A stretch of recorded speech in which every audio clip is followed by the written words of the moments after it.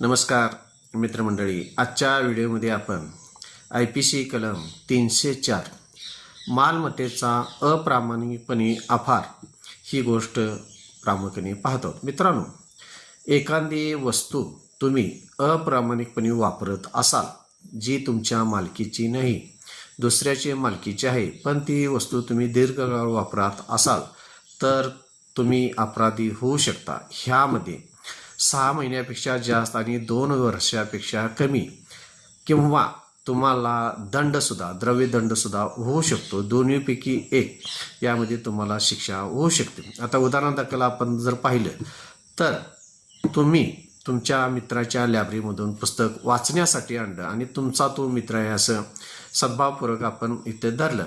पुस्तक आणल्यानंतर प्रामाणिकपणे तुम्ही ते परत करणे हे गरजेचं आहे, किंवा त्याच्या संमतीशिवाय त्याच्या लायब्ररीमधून तुम्ही पुस्तक आणलं, वाचून वेळेत दिलं तर तो अपराध होत नाही.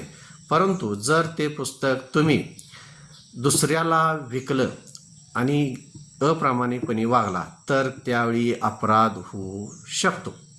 माझ्या चॅनलला सबस्क्राईब करा, लाईक करा, शेअर करा आणि अशीच कायदेशीर माहिती एकमेकात आपण समजावून घेऊ. धन्यवाद मित्र.